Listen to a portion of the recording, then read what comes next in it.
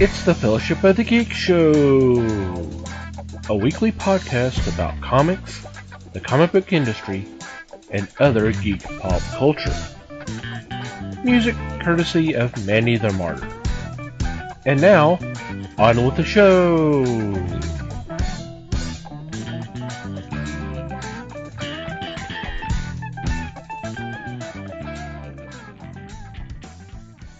Hey there, everybody.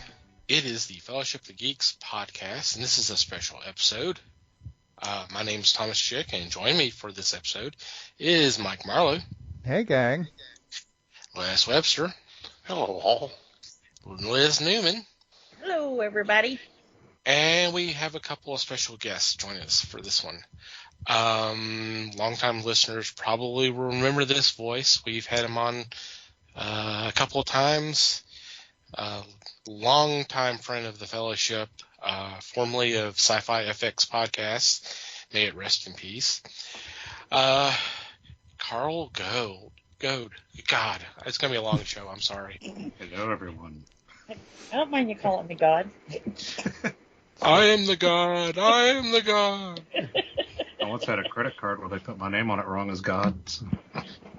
That makes it official, right? Unfortunately, Yep. the credit limit did not compensate for that. Well, and if someone asks you if you're a god, you say You say yes. Yes. Yeah. You're here to argue with God.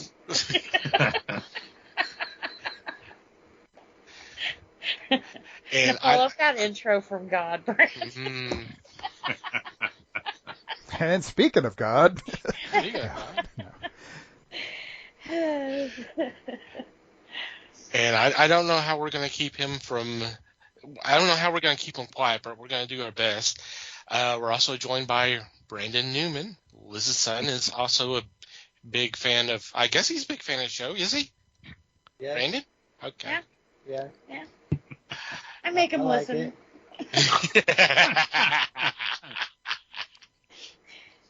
Good answer. And they're joining us because this particular episode, we are celebrating the 60th anniversary of Doctor Who. Woo-hoo! A lot of exciting stuff going on with the Doctor. So I felt this was a good time to bring the guys on and let's have a little talk. we need some Doctor Who experts. That's what we need. Mm-hmm. Yep. So welcome to the show, guys. Thanks for having me. Awesome. You can't just nod at the microphone, Brandon. That doesn't work. Yeah. We can't hear that. Live on call. Just audio, no video. So, before we get into the anniversary and all the stuff that's going to be coming up, let's spend a little time about what has just concluded. Boy, that was a short term. What was that? Three series? 4 series? With Jodie? 3, And Chris? spread out over, what was it, like 4.5 years? Yeah, well, lockdown will do that to you. Well, I mean, they did the same thing with Capaldi. He had 3, and it was spread out over 5 years. They've gotten in the habit of doing a season like every 18 months instead of one a year. Mm. Well, I mean that's standard of three series for an actor, right? Yeah.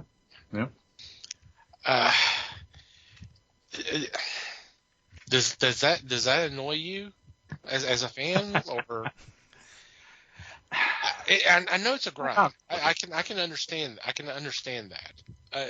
And I'm not expecting anybody to try to beat Baker's run of what was it? 12 years? 10, 12 years, something like that? 7. Huh? 7. 7? Okay. But he is about to. I think they just started putting out his 11th season for Big Finish. Okay. So he's still got the record. Oh, he always will. So. Yeah, and honestly, it's one of the things I wouldn't mind if one went like 4 or 5 years, but 3 seems to be pretty good. And it's one of those things I like about Doctor Who, because if a lot of fans don't like all the Doctors, right? They have their favorites. Some people just stop watching during a specific Doctor, but that's the beauty of it. If you don't like that Doctor, you can come back in 2 or 3 years and it'll be a completely different Doctor and a different show. Yeah. It's like the weather in Texas. Exactly. If you don't like it, hang around for a little bit. It'll change. Unless it's summer, and then it's just hot. Damn, you're screwed. Well, and what about, I can never pronounce his last name, Chris, the showrunner. Chris Chibnall? Yeah, Chibnall. Wasn't that kind of strange for him to only be around such a short period of time, or you think that was planned? I don't know. According to the official announcements, he and Jodie Whittaker said that they were going to, both quit at the same time. So when she decided it was done, he was going to be done. I don't know if that's entirely accurate, or if maybe due to certain ratings that were happening, the BBC wanted to go on a different route. I honestly don't know. From my perspective, I thought he did a pretty good job. I liked almost all of her episodes. Almost all of Jodie Whittaker's episodes I thought were pretty good. As with any Doctor, you're going to have a couple that are just kind of duds. But I think overall it was a good run, and I think they both did a really good job. Yeah, I mean, I'm still a little bit behind on it, on her run, but I definitely liked her. I thought she was fun. Oh yeah, she was a lot of fun. It was a completely new, different way to go with it, and that's what the show's about. Yeah. You're supposed to do that occasionally. You can't just keep having, the same kind of Doctor over and over again. You got to change it up. Mm-hmm. Yeah, you're never going to make 60 years with the same old. Exactly. Yeah. Brandon, your thoughts? On Chris? Well, Chris and Jodie and all that. Just this previous run of 3 series. Yeah, I agree with the previous statements. There was some good episodes, and there were definitely some not so good ones. I did like her though. She was fun. What was the movie that we watched? About Her ending. The last one. The Power of the Doctor? The Power of the Doctor. I didn't understand that ending. I understand it was David Tennant, but then they introduced another guy, so it was like, what happened there? Was that a tease? And, Yeah, kind of. I don't know. I mean, they kind of teased it that Tennant was coming back, and looking at the picture you posted, that's not David Tennant. That's Ncuti Gatwa. He will be the 15th Doctor after David Tennant is the 14th. Okay. So they're doing 3 specials this year in November that will be the 60th anniversary special. It's 3 parts. That'll be David Tennant as the 14th Doctor. And then at the end of that, he'll regenerate into Ncuti Gatwa, who will take over during what they're referring to as the holiday special, which everybody's assuming will be Christmas, since Russell T Davies likes to do Christmas specials. Yeah. Okay. Well, your thoughts on that? The fact that the Doctor regenerated into a person that was familiar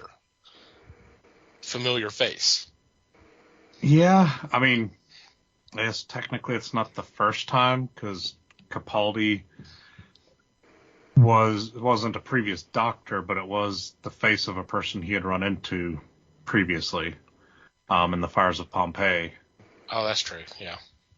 And then in the 50th anniversary, we got the curator of the archives, which was Tom Baker, who was supposedly a future incarnation of the Doctor, revisiting some of the old favorites. So, I'm okay with it. It'll give all those fans that kept saying that Matt Smith should regenerate back into David Tennant. It'll give them what they've been wanting all these years, and we'll get a few more episodes of David Tennant and Catherine Tate.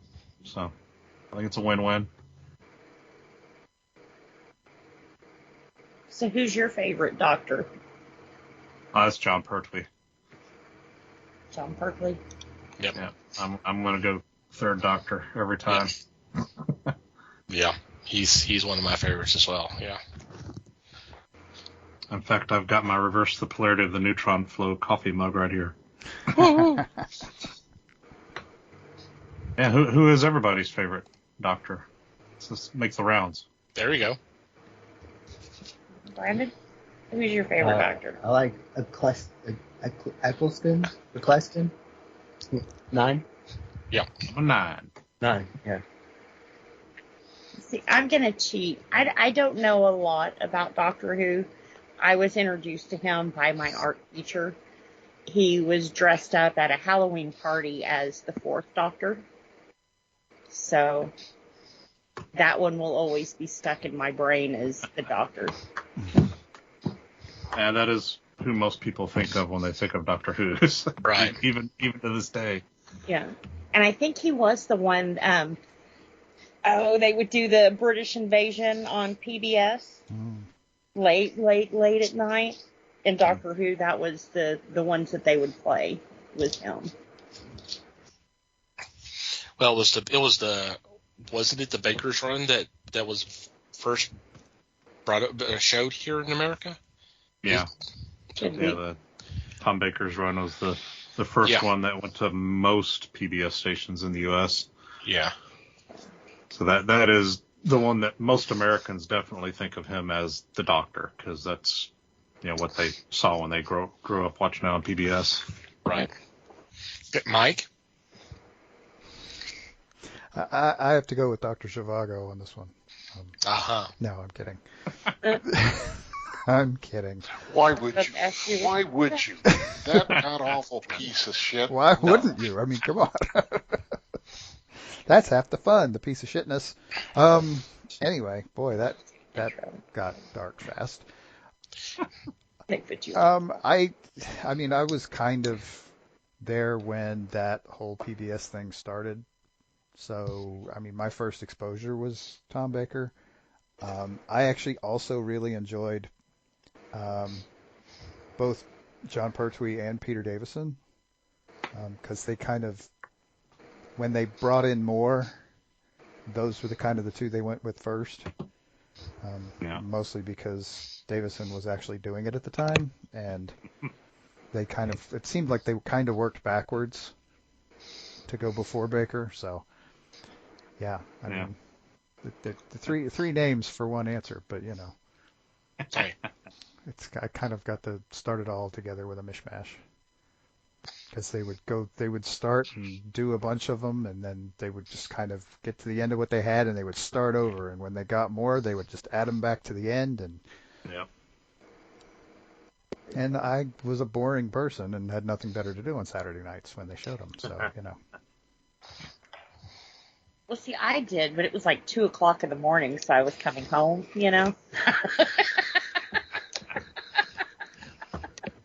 Some of the longer ones, they were still on at that point. They'd start them rolling at midnight. They'd still be going until 2:30 in the morning. And then Mr. Bean and Black Adler took over. Loved me some Blackadder, but never really got into Mr. Bean. But anyway. Stupid funny. You know me and stupid funny. Oh, yes. Les, who was your favorite? Keeping awful quiet. For me, wow. I enjoyed Sylvester McCoy a lot, because he was an adaptation of the previous Doctor. That may be who I lean toward. I know the wife would shoot me as far as this goes, because the only one she knows is Baker. So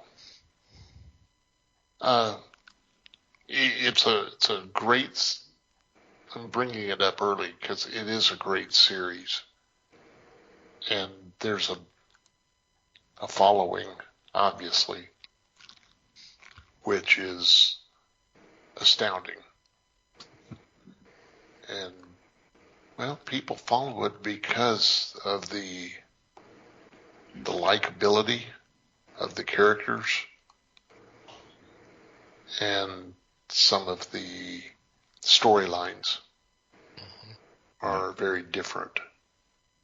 Well, yeah, I mean, that's it, right? It's so different to anything else on television. Yes, quite so. So that's kind of where I lean.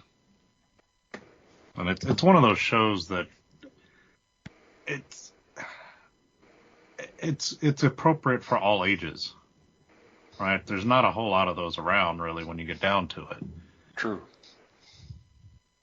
You can have, from 3 to 93 watching it, and everyone can watch it and appreciate it and get various things out of it. And I know as I go back and, I mean, I don't even know how many times I've watched all the episodes, but I still will notice and pick out different things as I get older than I did when I was younger, and see different things in the stories. There's a lot of layering in some of them. I agree. And you don't get that much in modern TV. Because it seems like they're always trying to dumb things down for people. Yeah. Well, they try to dumb it down, but they also try to cram so much into a 45-minute show now. And even the new Doctor Who's are guilty of this too. I don't think they give the stories enough room to breathe. I prefer the older format where you had like an hour and a half to 2 hours to tell a story in it, instead of trying to cram everything into 45 minutes. It let them spend more time on the characters. It let them build the worlds better, which I think is part of why the new ones, they tend to hang around England so much, modern day England, so that they don't have to do a lot of world building. You mean kind of like they did with number 3? Yeah, well, I mean, they did it with number 3 because of budget. Right. They cut the budget way down. They went to color, so that was more expensive. And they wanted to be able, and they also went to longer stories for the most part with Pertwee. They had a lot of 6 and 7 parters, all in the name of keeping the budget low, because the 7-part story, they'd have the same sets for those 7 episodes instead of having to have 2 completely different sets for 2 4-parters. Right, it's way cheaper to do it that way. Yeah. But they spent a lot of time and effort on the stories back then too, so it didn't feel so bad that it was a long episode. True. Exactly. And they actually came up with a reason why he was there all the time, because he got banished. It wasn't because he just kept landing there. Damn it, we're coming into Earth again. Yeah, exactly. Well, Earth is a very important place to go. Apparently. Not sure they really ever explained why, but, it is. I think they say it. He has to restock on his jelly babies. Can't find them Probably anywhere else in the galaxy. That's probably the only place in the universe you can find those godforsaken candies. They are not good. I've tried them. I have tried a local knockoff long ago. Yeah, I kind of agree. Not really my style of candy, but, Yeah. And what kind of candy is it? Jelly babies? Yeah, The best way to describe it is kind of a larger, flavorless gummy bear. Okay. Yeah, so Harder. if you think about a jelly bean and you take off the crunchy shell, and yeah, it doesn't Let it dry out a bit. yeah, it's Juicy. kind of like that. Okay. Yeah, Yeah, it's I've like had those. you disembowel a jelly bean.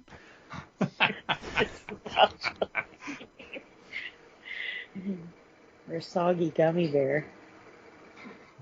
Yeah, that's a pretty fitting description too. Yeah. One that doesn't taste like much. Yeah. It was Like a fun to bite rubbery their little shell. heads off, though. Well, Yeah. That's the Maca. Hey, I was a preacher's kid. We took the thrills where we could. and to what extremes you could figure out, but yeah.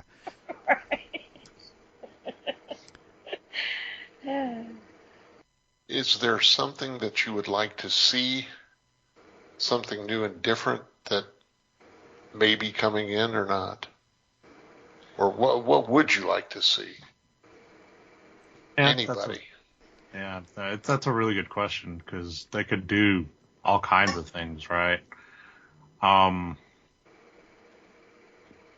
know for like the 60th anniversary, one of the stories involved in that is going to be basically a retelling of one of the old Doctor Who magazine comic serials, Beat the Meep. So I'm interested to see that because I want to see how they take that and how well they can translate that to the screen. Okay. But yeah, as far as what I actually want to see, I don't honestly, I don't know. I haven't given it a whole lot of thought. I want to see so what I would really like to see would be them, and I'm pretty sure it's not going to happen. I'd like to see them move Doctor Who back to being science fiction instead of science fantasy. I'd like to see them get a little more serious with it and not be as goofy and fantastical with it. Okay. I mean, you can't reprogram a computer by pointing the sonic screwdriver at a monitor. That's not how that works. Or, have it regrow barbed wire from thin air. I think we should rein that in and make it do what it's supposed to do and have like actual logical explanations for things other than timey-wimey. I agree, but that's going to really piss off a lot of followers. I'm okay with this. Oh, so you're saying in the horse they rode in on? Yes. And until 2005, Doctor Who was science fiction. Then it became science fantasy. I want it to be science fiction again. Maybe that's why I didn't get into the later Doctor Who. This is going to sound weird. I feel like sometimes when you watch an episode, you really have to watch, because if you turn away for anything, and I have ADD, so it could be anything, it's almost like the whole episode just like changed all of a sudden. There's robots here and Daleks there, and it's like, what the hell happened? So sometimes I feel like it's too different. I don't know. I tried. I really did. Which was cool when Brandon got into it, because he could kind of explain a little bit more of it to me, but it's kind of one of those shows you really have to pay attention to. Oh yeah, definitely. And I'm more of the shows that you can kind of leave running, and you can leave your brain running too.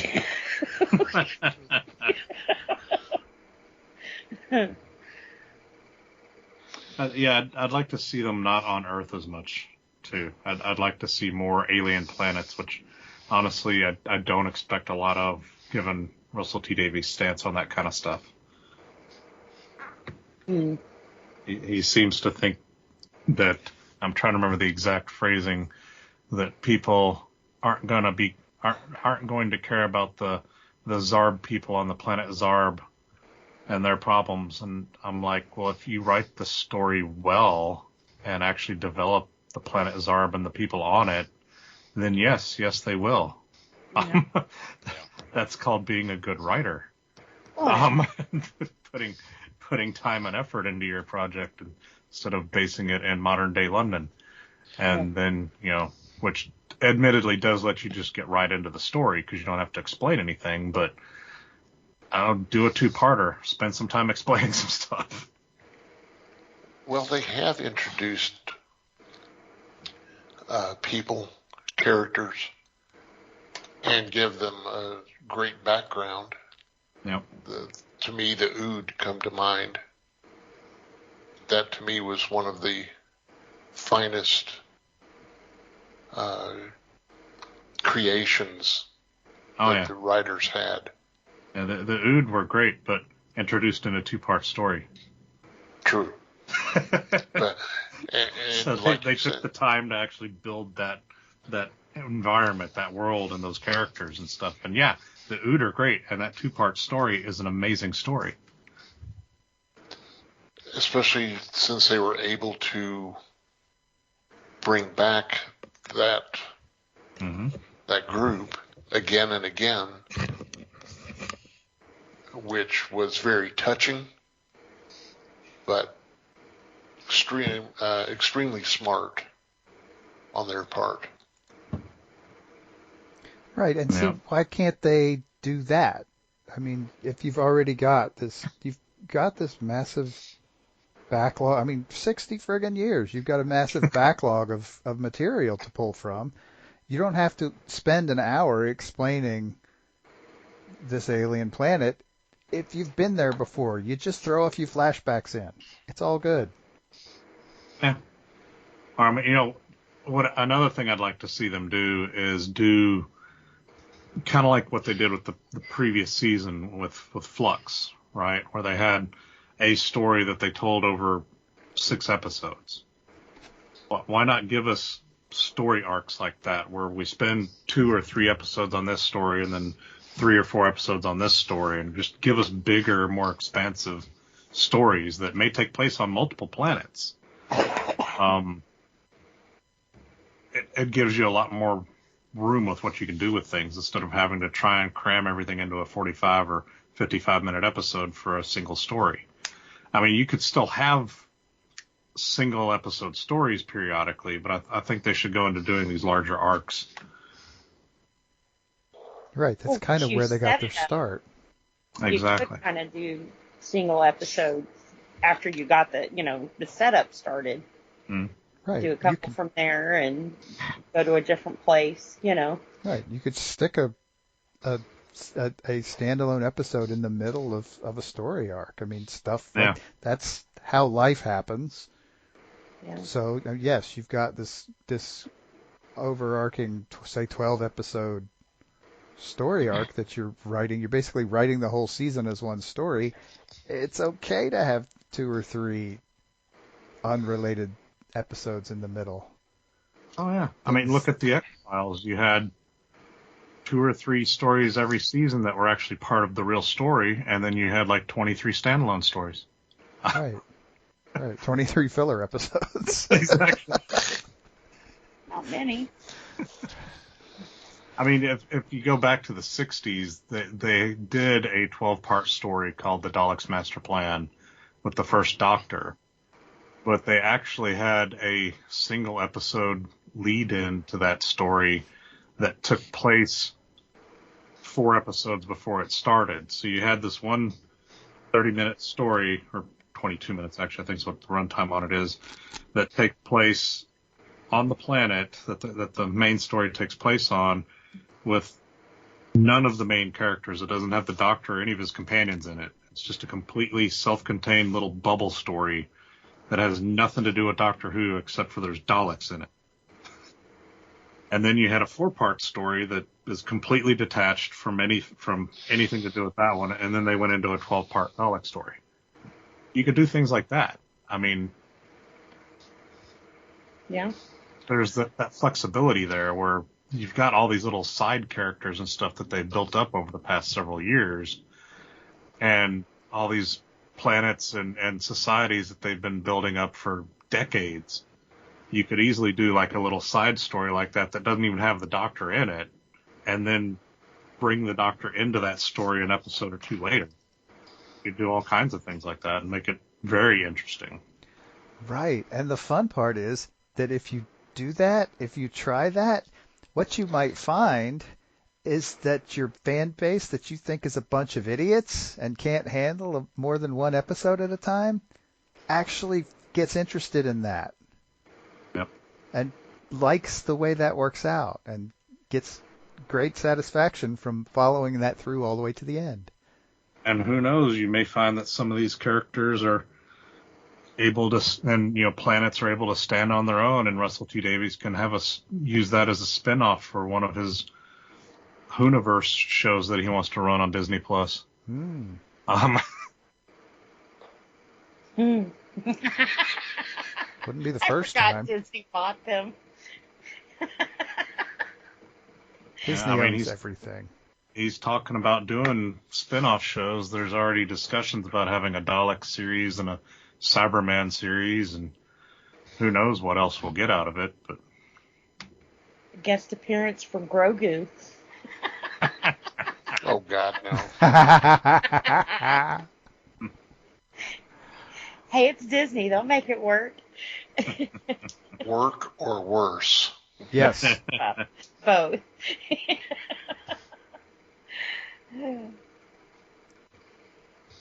Brandon, your thoughts? Uh, The original question was, what would you like to see on Doctor Who? Right. Right? Well, You know it's bad when Liz can on the keep track of rails. the original question. But anyway. Hey. I usually have to write them down to keep on track.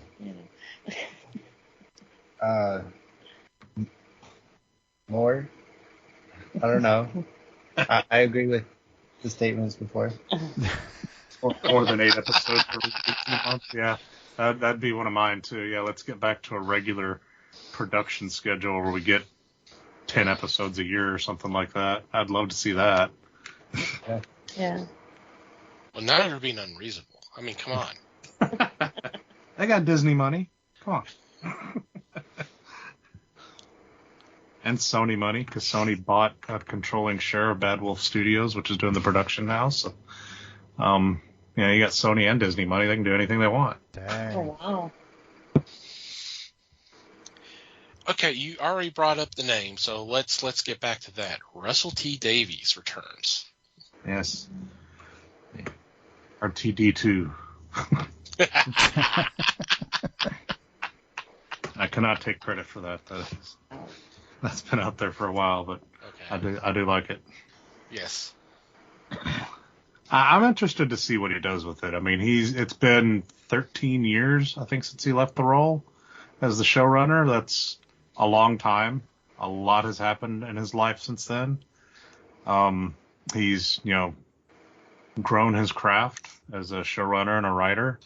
I hope that he can write a season finale now and actually put a proper ending on it.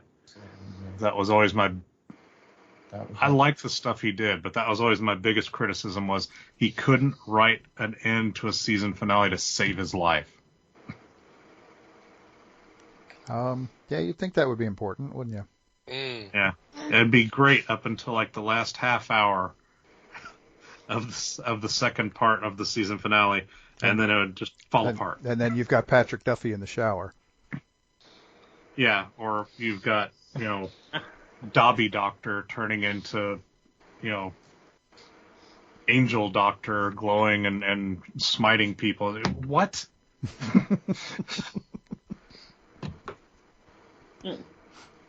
Stupid. Liz likes smiting people, so Only if they deserve it. Or you get the Master flying around shooting repulsor beams out of his hands and his skull glowing. silly stuff like that. Science fiction, people. Back to science fiction. Right, a little harder SF would not hurt if Yes. anything. I mean, you could complain that maybe it's going to raise the budget a little bit, but not if you know what you're doing. And I mean, not really. It just requires the writers to, write good stories. It doesn't really require any additional budget. Maybe Right. pay the writers more, but I'll have to buy keyboards because you can't just wave the sonic screwdriver at it. Somebody's actually got to type in the code now. yeah, I know. I remember back in the day when the doctor would have to pull a panel out of a computer console and rewire stuff to make things happen. But now he can just point a sonic screwdriver at it from across the room and magically it works. The wires are expensive, to have on set. It's just crazy. If you go back and you look at the classic series, everything he uses the sonic screwdriver for, you can logically reason out that something that is essentially a sonic probe that creates sound waves could actually do. It could detonate mines. It could pick locks. That makes sense. Well, and he It's didn't making pull it out sound waves every that do episode either. that. Exactly. It came out 3 or 4 times a season. It didn't, magically make barbed wire come out of thin air. It didn't, it didn't shoot lasers that disarm cybermats. It didn't do all kinds of crazy stuff.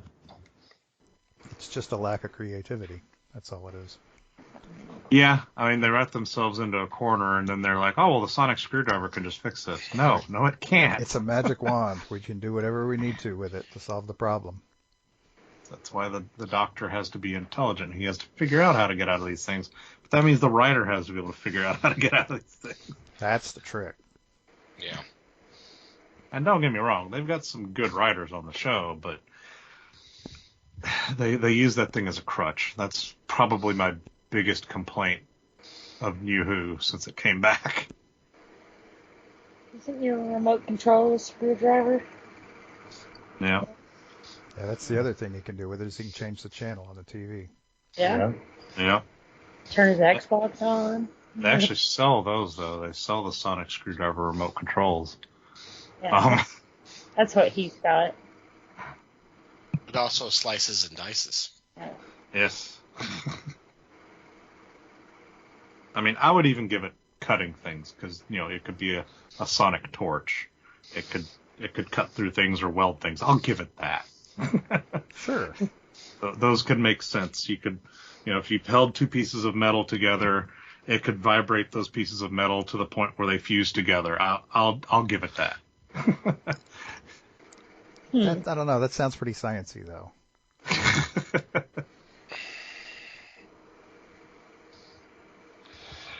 But yeah, I mean, I'd like to see better Harry stories. Potter and his wand, right? And I'm hoping Russell T Davies has grown enough as a writer that he can provide us better stories. I do know that they've hired, and I cannot remember the gentleman's name, but they did hire a guy to actually be the script editor on the show now. Which before now, from 2005 to now, basically the showrunner was the script editor and also the showrunner, the producer, and wrote half the episode. That's too much for one person. Right. In the classic series, you always had a producer, you hired writers, and then you had a full-time script editor that went and edited the scripts, made sure they made sense, and everything was cohesive. So I'm hoping with the addition of the script editor that maybe we'll get back to that. And I guess I cannot remember the guy's name, but he's been working for Big Finish for like the last 10 or 12 years as a writer, a producer, and a script editor throughout, at various points in that time. So he's got the background to do it properly. Good. So he's got some knowledge. This isn't just going to be a guy they hire off the street to do this. Yeah, no, he's been doing this for years for Big Finish with all their Doctor Who stuff. So he's ingrained. That's good. No baby. Sounds promising. Yep. So yeah, I've got high hopes there. Now all they have to do is give him the authority to tell Russell T Davies, no. Yeah. We'll see if that happens. I'm not holding my breath. For all the faults I have with Russell T Davies, the things he's really good at is being a showrunner. He is great at promoting the show. And that kind of stuff. And the last several years with Chibnall did not want to promote anything. I think he did a great job producing the show and, with the editing and that kind of stuff, but he didn't promote it at all, right? I mean, we got for the three specials we got last year. Russell T Davies actually promoted those more than than Chris Chibnall, the guy who actually produced them. Not good. Yeah. That seems like a disconnect somehow. Exactly. So I'm glad to see him back for at least that aspect. He loves the show. He will talk about it incessantly. He will promote the crap out of it, so that people actually know it's a thing. Whereas with the previous showrunner, people just tended to forget about it, especially when it's only on like every other year. Right. Makes it easy to forget. Exactly. You've got to keep it in the public consciousness. Well, do we know who's going to be the villain in the Christmas episode? I don't know anything about the Christmas episode. There's some stuff that I'm aware of for the 60th specials, but I do try to avoid anything unofficial. I don't hunt down spoilers or anything like that. So I limit myself to official press releases on what I'm aware of, and they haven't really released anything about the quote unquote Christmas special, because right now they're just calling it the holiday special. Do you think they'll go to their usual, the Cybermen? I don't know. Maybe. I wouldn't have a problem with that. Yeah, I mean, I'm always up for a good Cybermen story. They're one of my favorite villains. Well, then if they didn't look so damn good in the Santa Claus hat, they wouldn't keep going to them, That's true. I mean, I know in the 60th we got Neil Patrick Harris is going to be in that as a villain. So yeah, that's that true. I'm looking forward to. I had forgotten about that. Especially given who everybody thinks he's going to be. So no official announcement on that, but everyone's pretty much thinks he's going to be a specific character that hasn't been on a specific villain that hasn't been on the show since Hartnell's era. That's the first Doctor. Dang. So, and if that's true, I'm very interested in that one because I've always wanted to see that character come back. I like that because, I mean, like you said, it ties back to the first Doctor, and Yep. that would be the thing you kind of want to do for a 60th anniversary. I like that. That's exactly. actually if that's what they're doing, I do like that. Kind of How I Met Your Druther.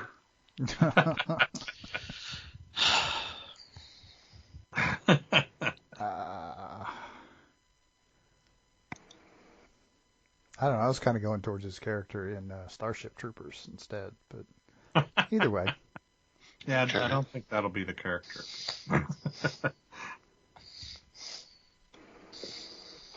Maybe he can be himself from the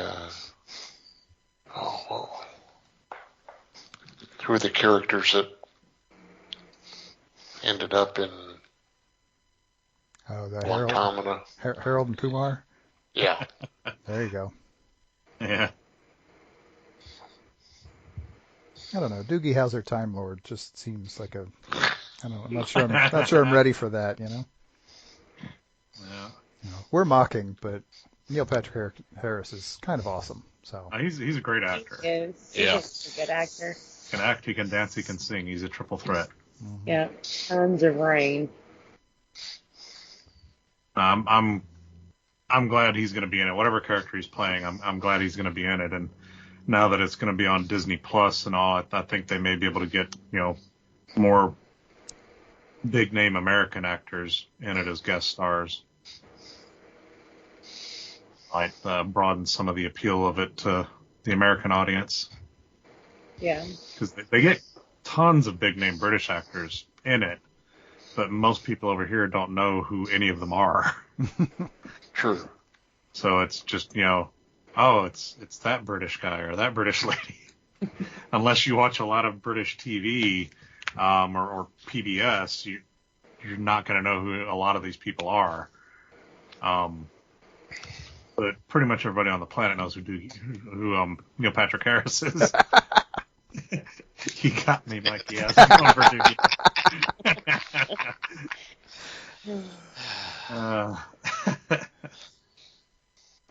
it'll be interesting to see what happens to it, especially with the whole Disney Plus deal going on. I'll be very interested to see how that goes and where it goes, because I'm kind of hoping that if it goes well, they'll bring in all of the classic Doctor Who and New Who series before the 60th onto Disney Plus, so we can actually have all of it in one place.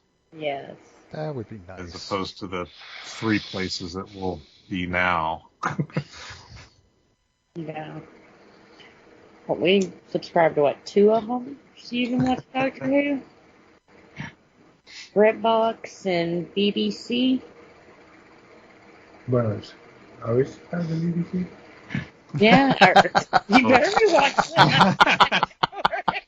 The classic series is mostly on BritBox. There's some of the animated ones that have been done in the few years that aren't on there because they don't have the streaming rights to them. And then the new stuff is on HBO Max currently in the U.S.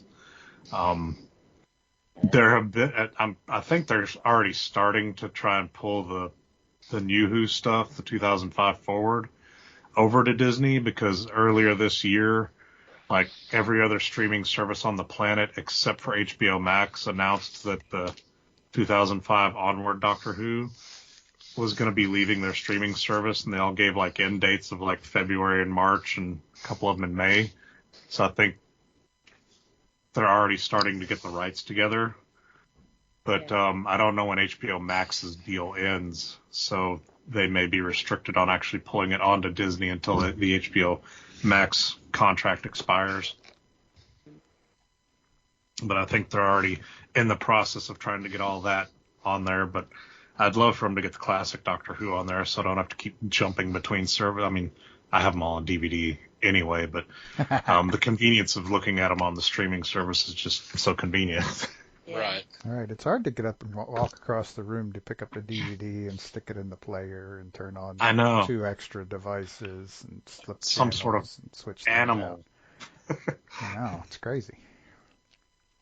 It's me on the weekends. There's so many movies that I'm sitting there watching and a commercial will come on and it's like, you could be streaming this. Yeah. What are you doing? Or watching it from the DVD you have over there on the shelf, right? Right? Yep. But if you have to make the effort, it's like, That convenience, yeah. I feel you. I'll just leave it on the TV.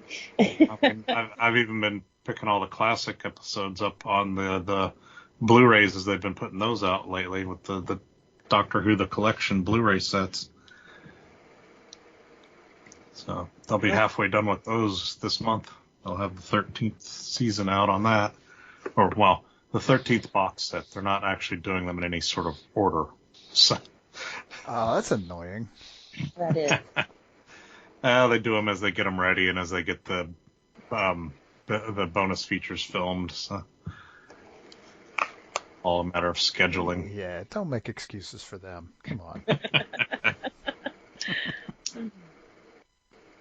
Hey, I just got season 2 of Doctor Who on Blu-ray. I have Hartnell on Blu-ray. Right. I'm happy. I don't Right. care what order they put them out in, as long as they put them all out. Good point, I guess. Yes, it would be nice if they did it in order, but as long as they do them all, I'm fine. I'm fine with it. That's what makes the difference right there. Yeah. Yeah. Yeah. Yeah, this ain't Star Wars or Star Trek where everything's organized and actually all exists. This is Doctor Who. Nothing's coordinated. Some of it still doesn't exist. It's been erased from history.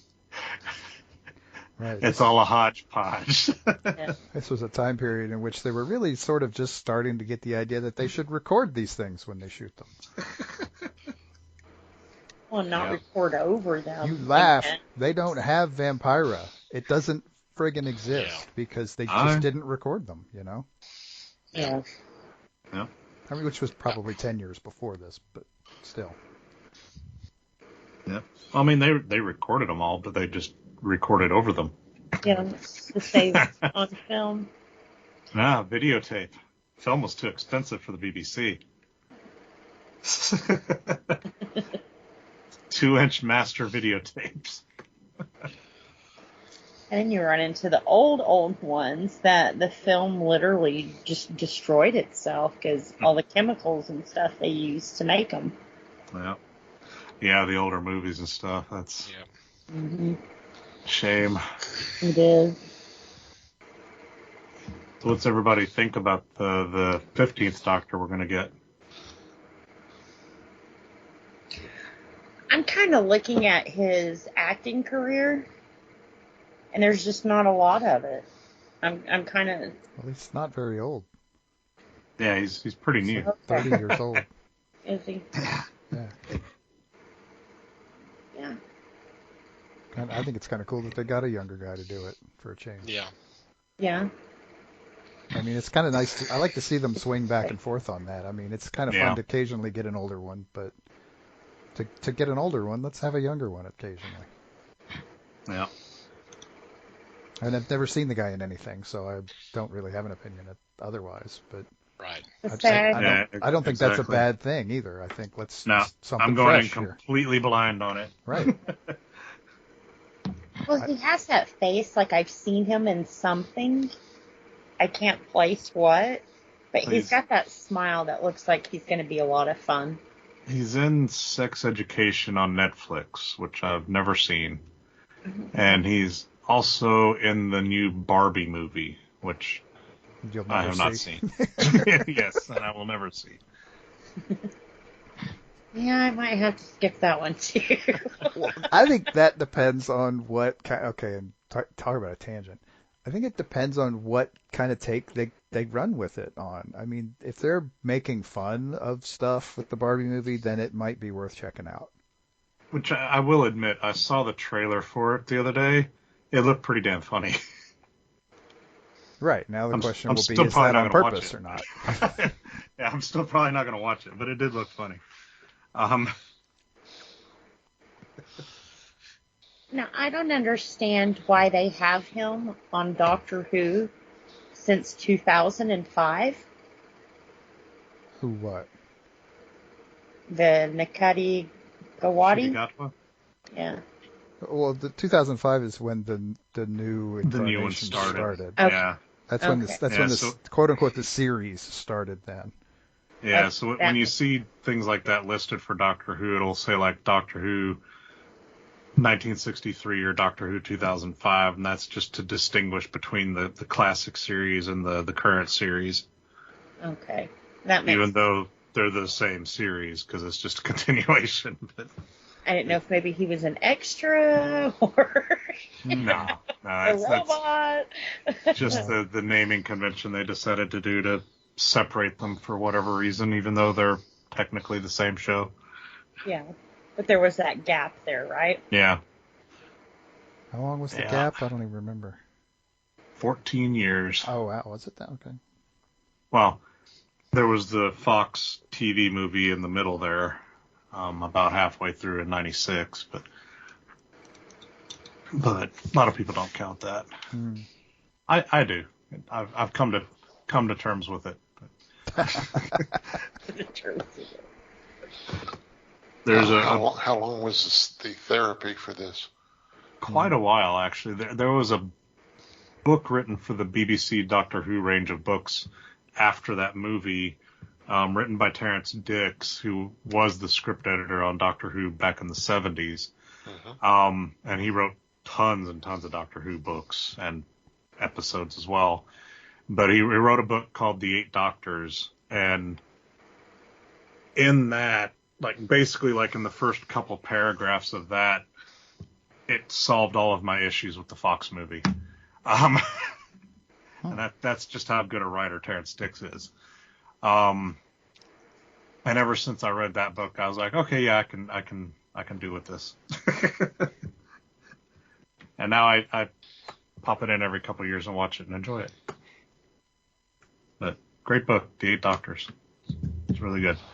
It deals with the Eighth Doctor having lost his memory, which happens a lot to him in the books and the Big Finish stuff. And he basically ends up traveling back through his own timeline and meeting his previous selves and recovering his memories. Every time he meets a previous version of himself, he recovers those memories. Pretty interesting.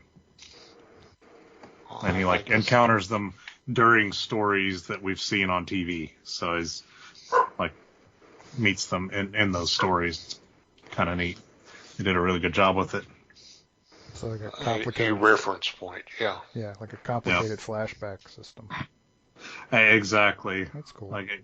He runs into the first Doctor actually during the first story, during An Unearthly Child, when they're trying to escape the cavemen in the woods. He runs into the first Doctor there, and then trying to remember some of the others. The fourth Doctor he runs into when they're in East Space, dealing with the vampires. So, and you get a whole little sub story there that's not in the TV episode with the fourth Doctor and Romana, which is kind of nice. Yeah, that sounds kind of cool. Expands on that. So, good stuff. Do you? Sorry, go on, Les. I was just going to say, does anyone have favorite companions? I've got a few. No, none of us have one. Just kidding. So Thomas has been very quiet. Thomas, what's yours? My favorite companion? Oh, it's going to be boring. Sarah Jane. That's not a boring one at all. That's actually mine. That's a great choice. Yeah. Yeah, she was awesome. She was awesome. Yeah. And at a time when there was no real reason for her to be. She was awesome. Yeah. And she got her own show. So one of the many Russell T Davies spin-offs. Hey, there you go. Brandon, yours? I enjoyed Donna a lot. She was not my favorite at first, but she grew on me. She's fun. I like her. Okay. Yeah, Donna's a good one. I really didn't care for her in the Christmas special she was in, so I was really upset when they announced she was going to be the new companion the next season. But when they brought her back, I really liked her. Yeah. She did a great job. I didn't know he was in Doctor Who. She had such an interesting storyline. Yes. That's why you wanted a picture of them. What? I just figured out that John Barrowman was in Doctor Who. Yeah. Mm-hmm. Oh, yeah. Very much so. Captain Jack. Yeah, not that other Captain Jack. Yeah. The real. He was just in it a couple seasons ago. Well, one season and one set of specials, but yeah. showed up for an episode and a special. So. And there's a talented man also. Oh yeah. Mm-hmm. Yeah. He was in Doctor Who, then did Torchwood, another Russell T Davies spinoff, and then came to America so he could be Malcolm Merlin in the Arrowverse. That's how I knew him. Which also brought over Rory Williams. Rory from the 11th Doctor. He came over to be, what was his name on Legends? Rip Hunter. Yes. So the Arrowverse kept stealing people from Doctor Who. Hey, why not?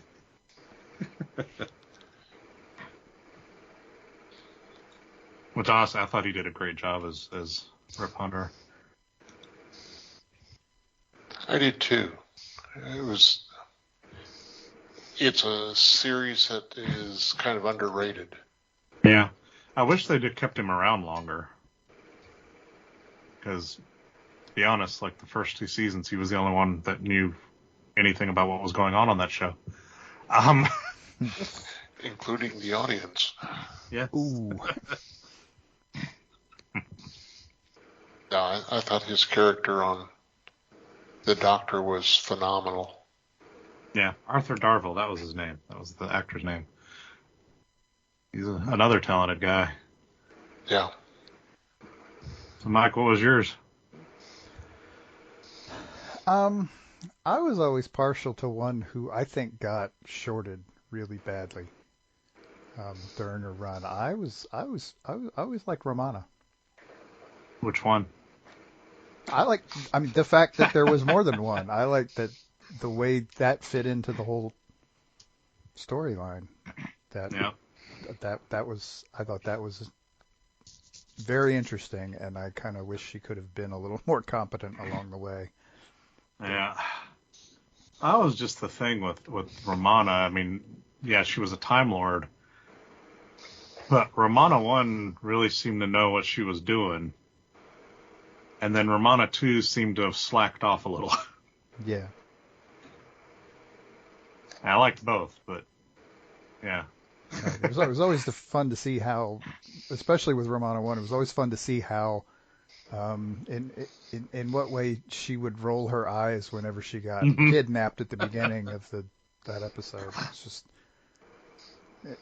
and then she'd end up just having to sit and do nothing forever, and on a good day, she would actually get to like help save herself. Yeah. But not usually, and I liked how both of them didn't take any of the Doctor's silly crap. Right. Absolutely. Those companions can't get away with doing that. But. I'm gonna go with K9. K9's awesome. Perfectly valid answer. Who also got his own spin-off series, but not by Russell T Davies. The Australians did that one. And he had a special in the 80s, K9 and Friends with Sarah Jane Smith. Oh. Woohoo! Nice. As a really bad but earwormy theme song.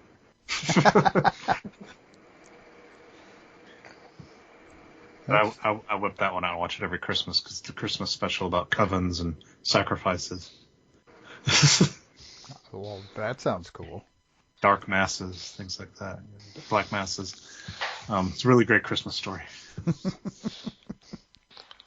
Puts me in the spirit every year. Sounded like an Aussie song. If you want to hear it, it's on YouTube. Just look up K9 and Company theme song. I'm gonna have to. You know, Jensen Ackles is thinking about doing the voice for K9 in a new series, too.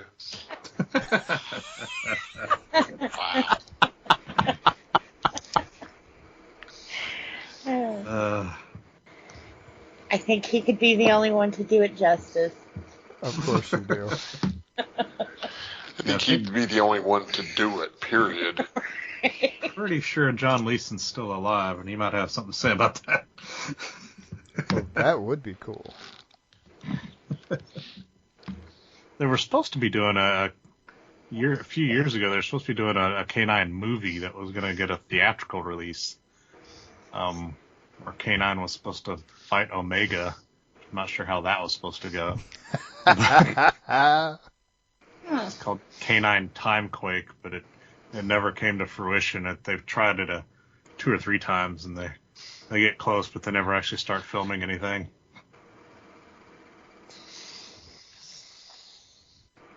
Bummer. And now Disney has it, and they'll Disneyfy him with the little Disney eyes and solving crimes with his little chipmunk friends. It'll just look like a metallic Pluto.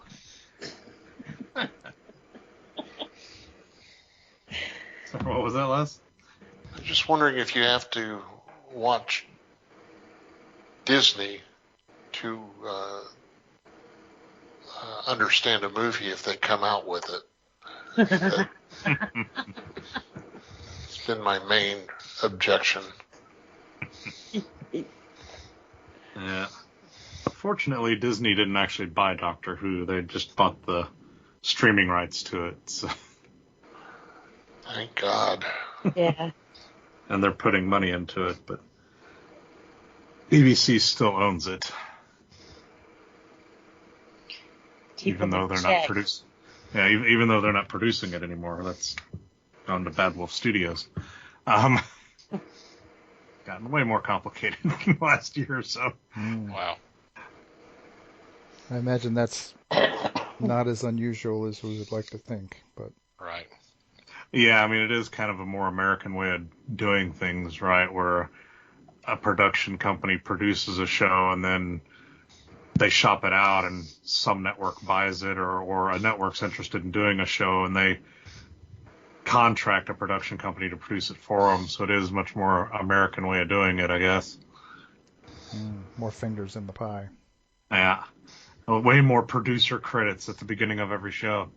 15 minutes in, you're still seeing producers pop up on the screen. Well, as long as there's some action on the screen at the same time, I can live with it. But producers are what I live for. I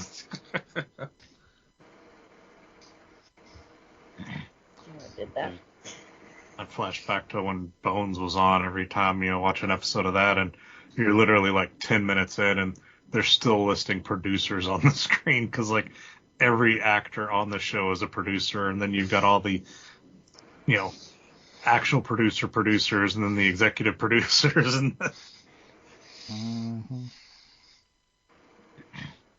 like it's an hour-long show. Why do you need 30 producers?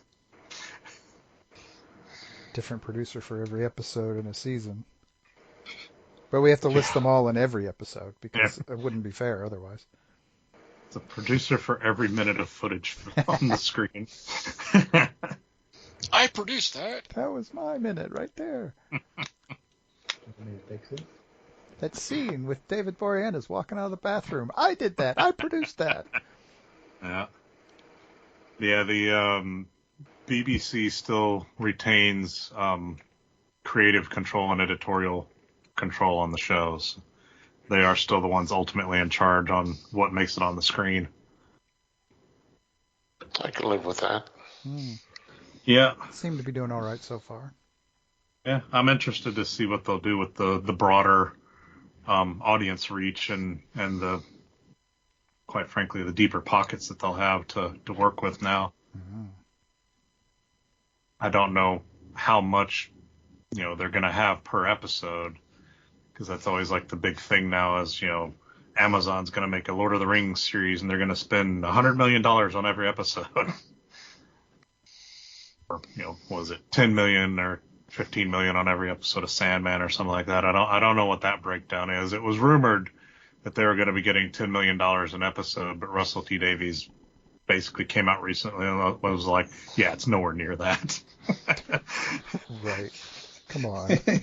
He's like, if only, but we're not getting anywhere near that. This is Doctor Who. When in the hell has it ever had a budget? Come on. Exactly. Wake up, people. Jeez. That's part of the beauty of it. I mean, you got less money, you got to be more creative, right? Right. So, Thomas, you said you weren't caught up. Is everyone else caught up? I'm not. No. I'm not either. I regret to admit, no. I am not caught up. You caught up, Brandon? On Doctor Who? Uh-huh. Yes. Yeah. We got one other. Okay. You and Brandon. Suck up. He is here. Yeah, I mean, on a whole, I'm very excited to see what they do with it, where they go, and I'm also kind of interested to see what kind of spin-offs they come up with for it. I'd love to see them do like a unit series. You know, how they get along without the Doctor, that kind of stuff. Right. Yeah, I like that idea. I mean, the obvious one would be to bring Torchwood back, but Barrowman is starting to show his age a little. So. Yeah, he's got some gray hairs there now. I guess they got Disney money; they could de-age him, but too soon, man. Too soon. Okay. Any final thoughts? I guess you just had yours that you're excited about what's ahead. What about you, Brandon?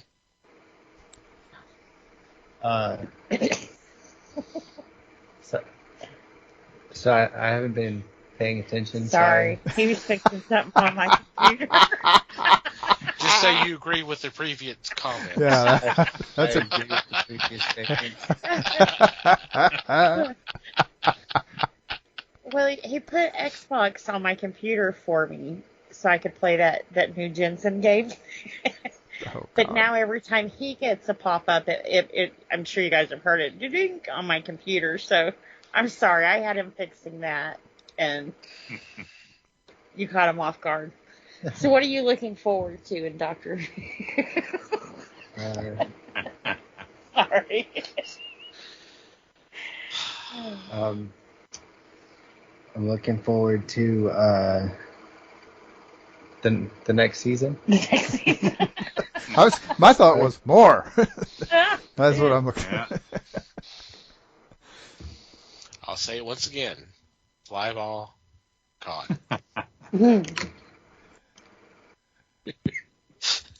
Yeah, you didn't get that reference either, though. That's No, he doesn't. That's okay. That's okay. Those who do will. It's a good reference. Yes. Trust us. Yes. Don't trust them. That's what I just whispered to him. Don't trust them. Trust but Yeah. verify. They're the ones that recommended that chicken fried movie too. And I'm speaking from experience because I'm one of them. So Uh-huh. He knows. Also, there's absolutely nothing wrong with the Kentucky Fried Movie. Right. nope. It's awesome. I hear you can fry anything. It is. It's just one of those that you don't watch with your kids. We never told you to watch it with your kid. Right. We never said This- that. This wasn't on the Disney Channel, young lady. Right. No, it wasn't. When the hell have we ever recommended anything to you that is on the Disney Channel? Come on. I mean, I guess we watched Tron a little ways back, but that's Yeah. about as close as we get. The black hole's on there. And I wouldn't know. I wouldn't doubt the Blob is on there too, but I'm not going to force her on that. Yeah, the black hole is an excellent movie. It is. We almost all of us enjoyed it immensely. Yeah. Almost all of us have seen it. Hmm. Mm-hmm. Yeah, that was bad.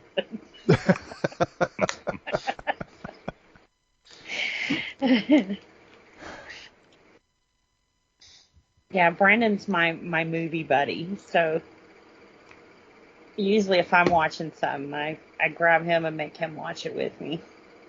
Well, and now that we know that, we can take it into consideration. Oh, yeah. There's been a few where it's like, don't look at him, don't look at him, don't look at him.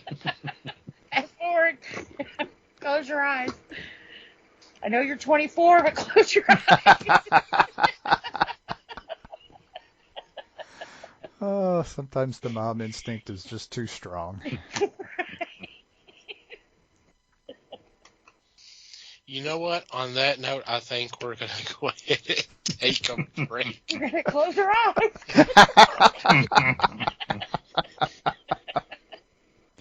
And we'll be back with Geek News for You.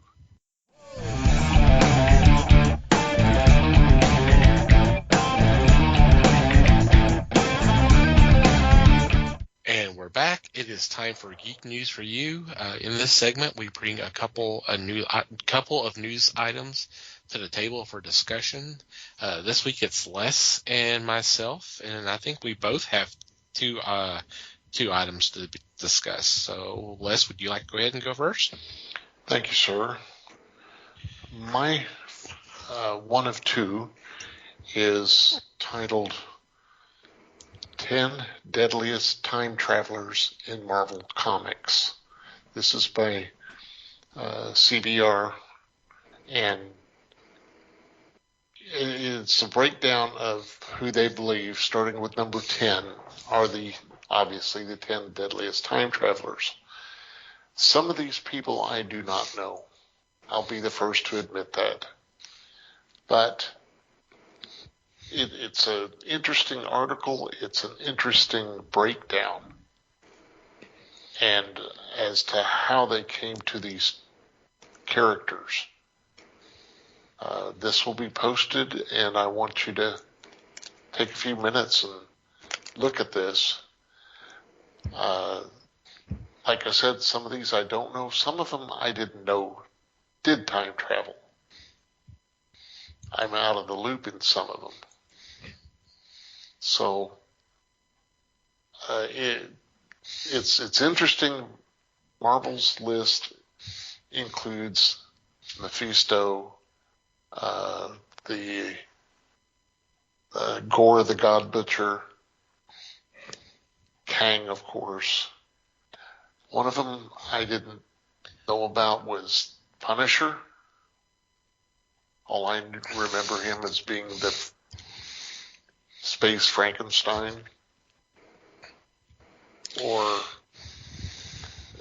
And the thing about Kang, I'm looking way back when Kang was fighting the Fantastic Four. Mm-hmm. And the thought there was that Kang was actually Dr. Doom.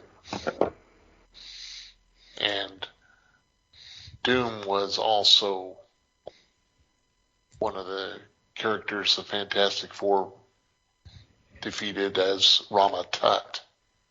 And that's where Kang, to me, first came in. And then they reference that. But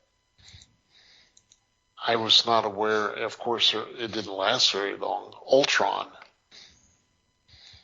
if you saw the movie, you didn't know that Ultron could jump time and space.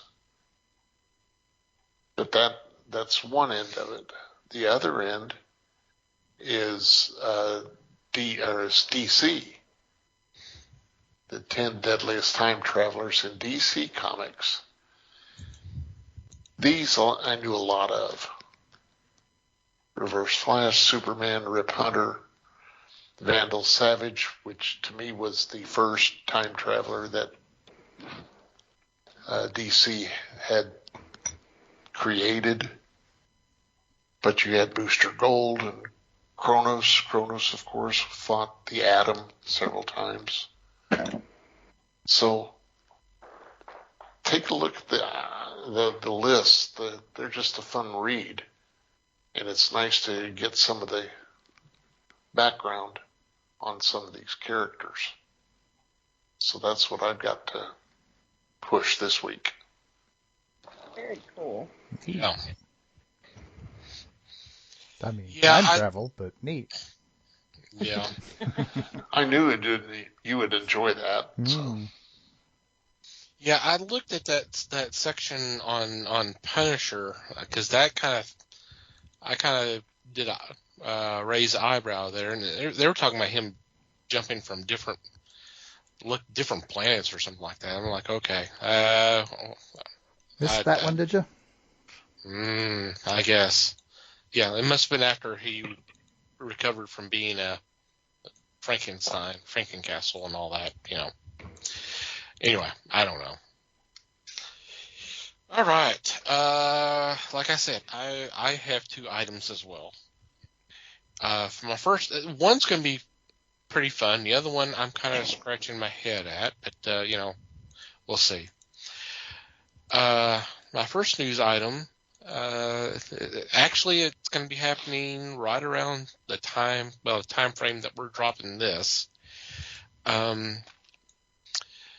If you're familiar, South by Southwest is a event that happens in Austin. It's actually going to start like the 10th and go through like the 19th. A lot of movie premieres or film premieres and in other forms of entertainment goes on there. But we here at the Fellowship are fans of documentary, and there's going to be a documentary that's going to make its debut at South by Southwest. This documentary is entitled A Disturbance in the Force. And this is chronicling the Star Wars Holiday Special.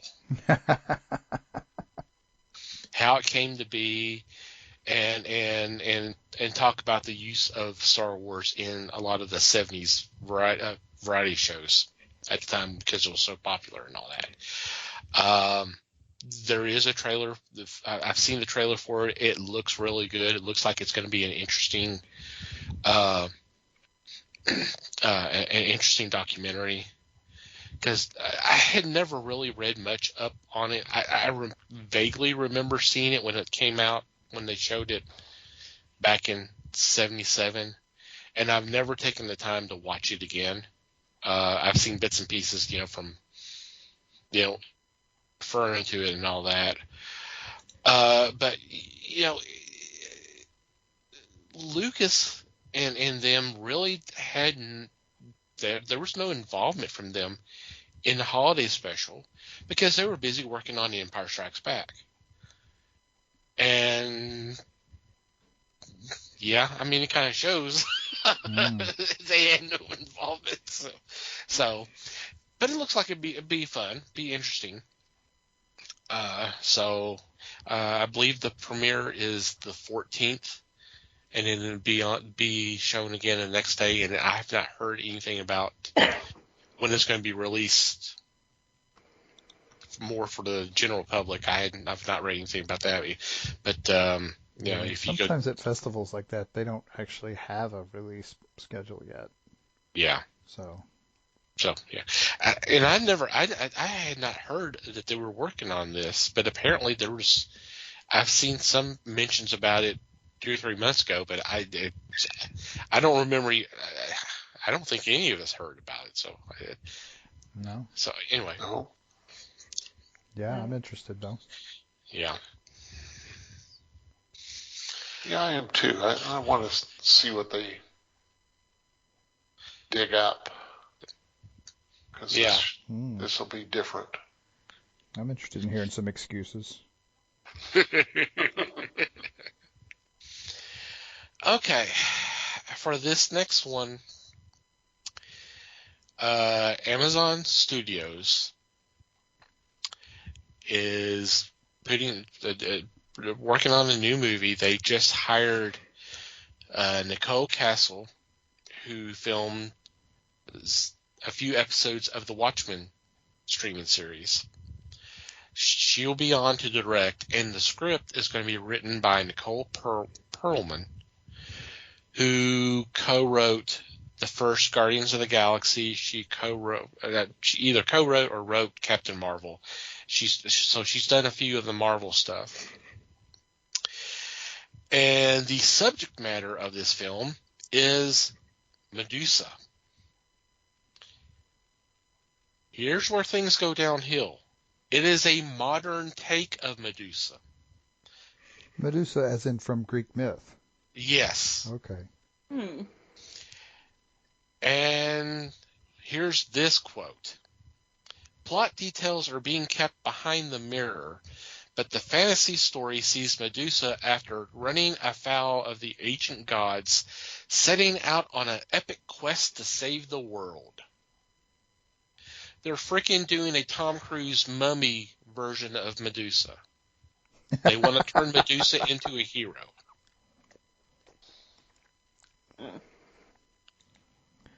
Huh. As if Tom Cruise's mummy went over so well.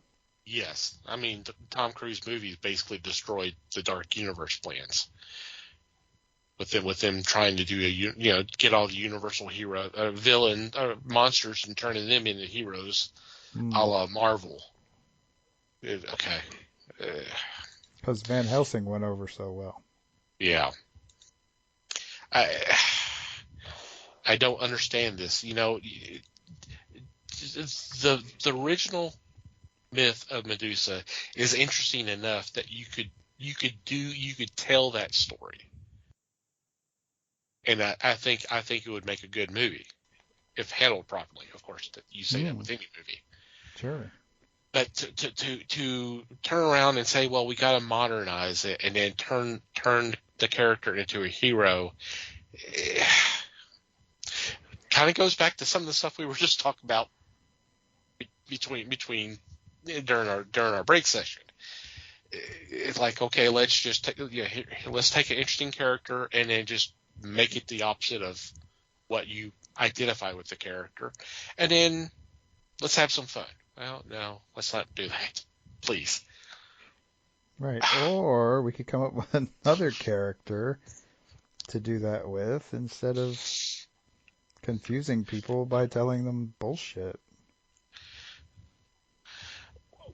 Well, look, if you want to do a story about a woman who maybe has some sort of a power set,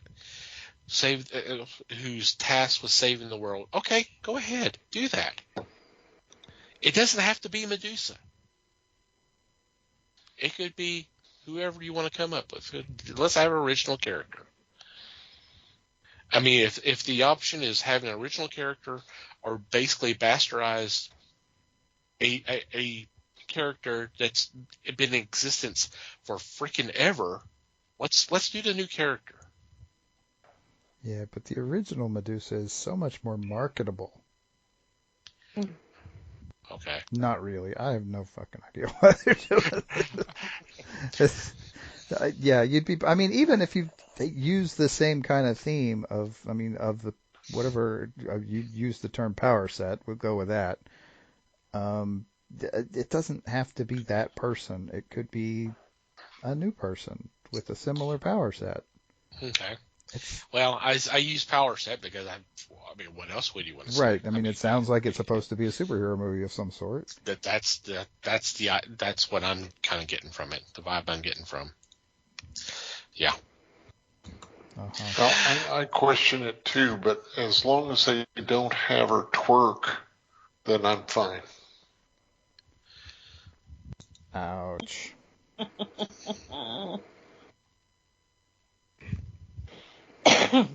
Yeah, okay. As long as she's doing the Watusi instead, it's cool, right?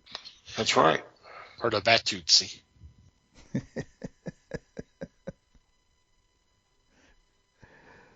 Sure. I don't know, man.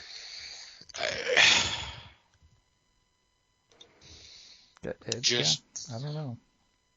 I agree with you. It's stupid as hell, but I mean, the original story, it could be tragic, it could be horrible, it's a monster movie as well. It has all the elements to where it could be a pretty good film. Just stick to that. But no, they didn't ask us. They did not. Alrighty. Any special shout outs? Obviously, we want to thank Carl and Brandon for joining us. That was a lot of fun. Yeah, thanks, guys. No.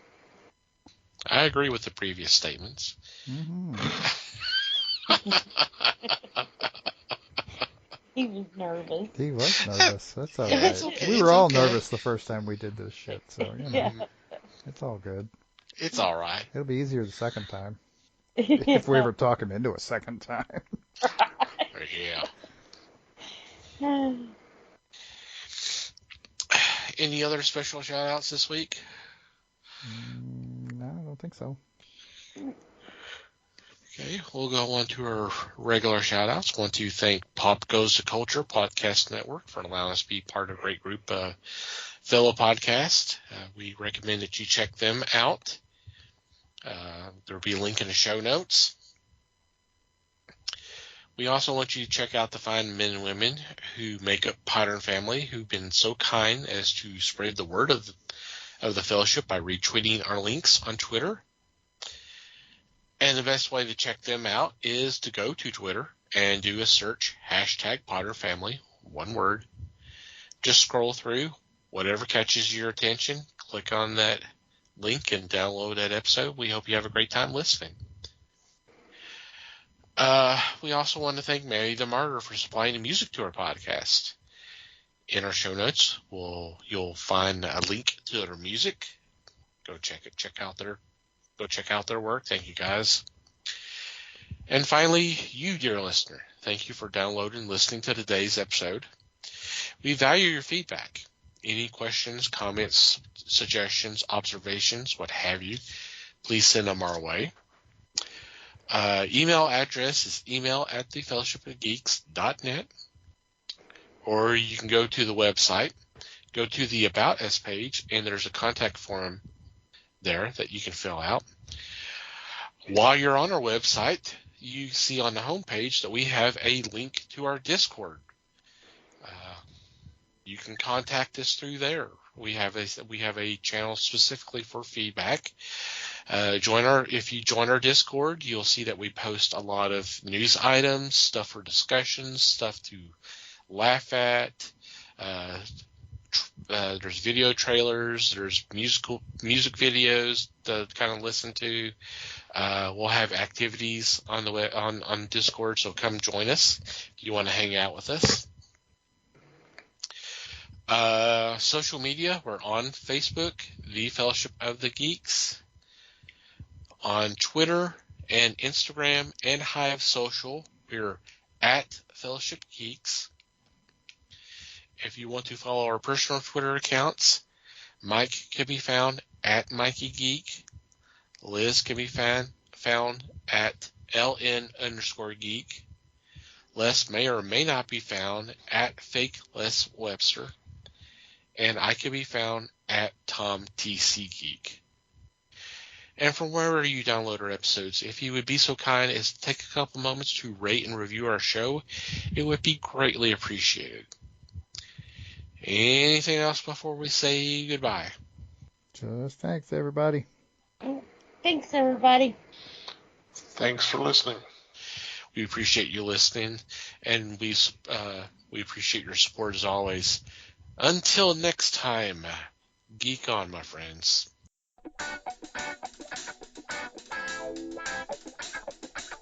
We thank you for listening to the show. Comments, suggestions, and questions can be sent to email@thefellowshipofthegeeks.net. You can follow us on Facebook at The Fellowship of the Geeks and on Twitter at Fellowship Geeks. Until next time,